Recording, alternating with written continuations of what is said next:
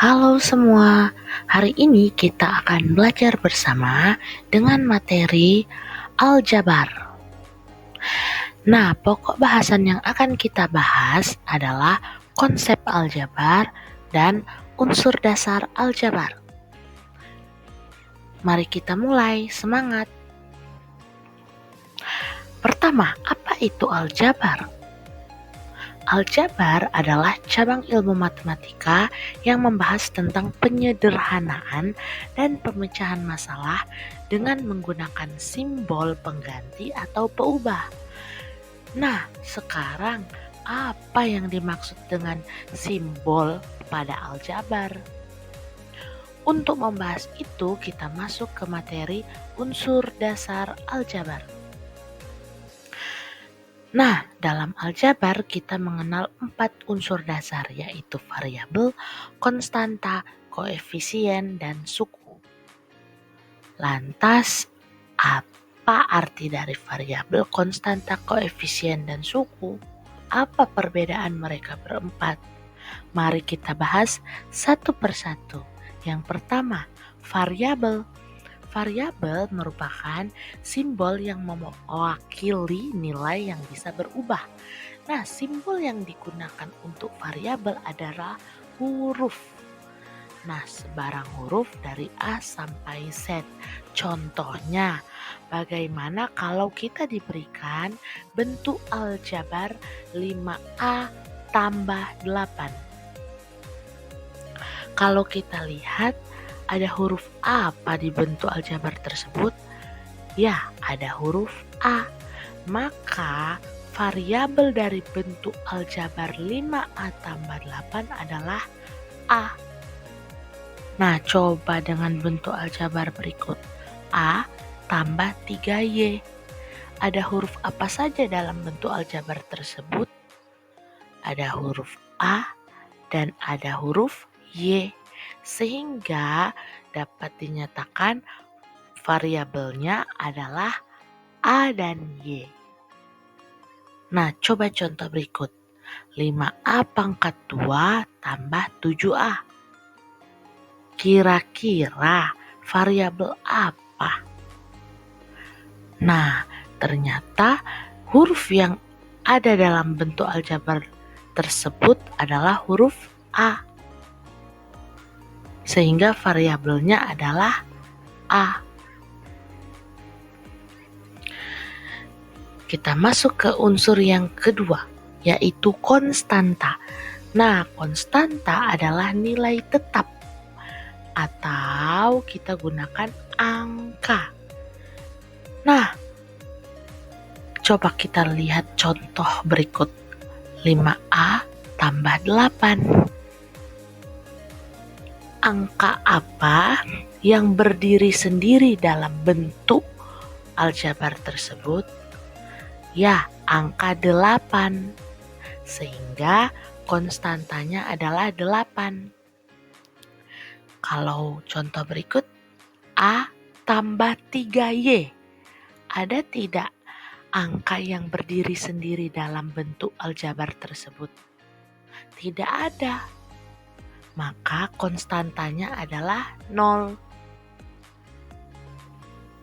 Coba contoh berikut, 5A pangkat 2 tambah 7A. Apakah ada angka yang berdiri sendiri dalam bentuk aljabar tersebut? Tidak ada. Sehingga konstantanya 0.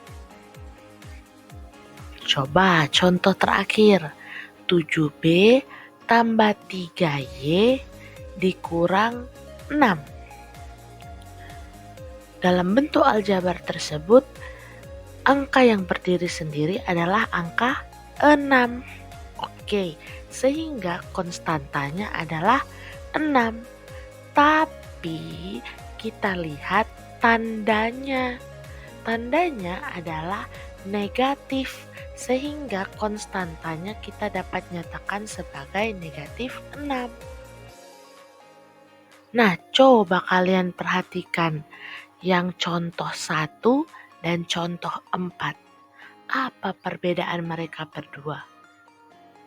Ternyata Dalam contoh 1, jika konstantanya positif, kita hanya perlu menuliskan angkanya saja. Tapi di contoh 4, jika konstantanya negatif, kita harus tulis negatif 6. Jangan hanya ditulis 6. Kalau di contoh 4 kita langsung tulis 6, artinya konstantanya adalah positif 6. Sedangkan dalam bentuknya 6 bernilai negatif.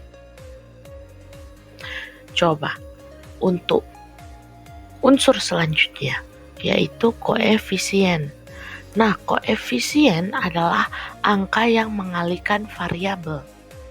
Jadi, angka yang berada di depan variabel. Contohnya begini.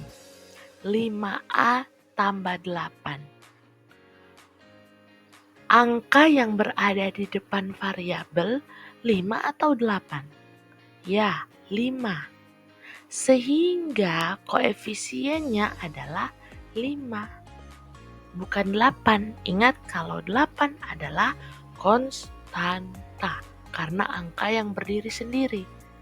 Berarti 5 di sini adalah koefisien karena berada di depan variabel.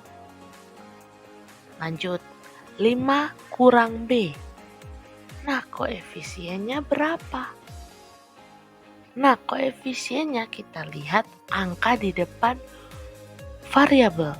Nah, variabel di sini kan B. Tapi memangnya ada angka tidak di depan B? Tidak ada. Tapi jika ada variabel tapi tidak ada angka di depannya, maka koefisiennya bernilai 1. Terus kita lihat tandanya apa? Tandanya negatif. Sehingga koefisiennya negatif 1. Bisa? Coba contoh berikut.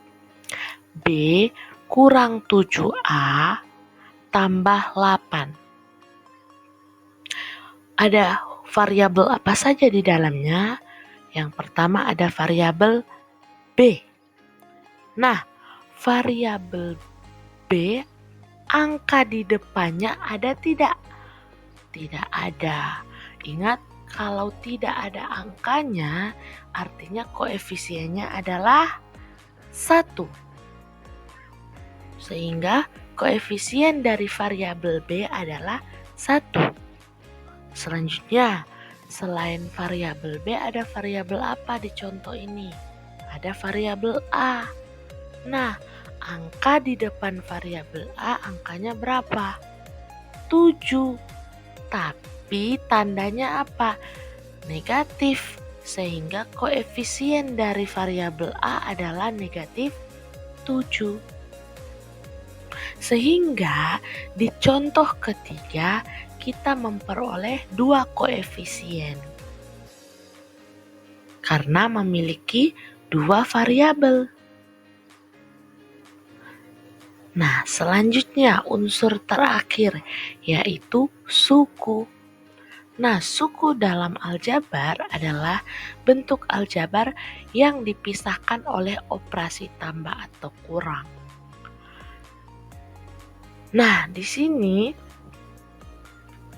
kita diberikan contoh 5A pangkat 2 tambah 7A. Nah, yang pertama, suku pertama adalah 5A pangkat 2. Yang kedua, 7A. Kenapa ini dapat dibilang suku pertama dan suku kedua? Karena kedua bentuk tersebut dipisahkan oleh tambah. Sehingga dapat dinyatakan bentuk aljabar tersebut terdiri dari 2 suku. Coba contoh berikut. 6A tambah 7B kurang 5A tambah 8. Nah, kita lihat yang terpisah dengan operasi tambah dan kurang. Sehingga kalau dari depan kita peroleh 6A suku pertama, 7B suku kedua, 5A suku ketiga, dan 8 suku keempat. Sehingga terdiri dari 4 suku. Nah, sekarang agar kalian lebih memahami unsur-unsur dasar dalam aljabar, silahkan kalian coba buat latihan berikut. Terima kasih dan sampai bertemu di pertemuan berikutnya.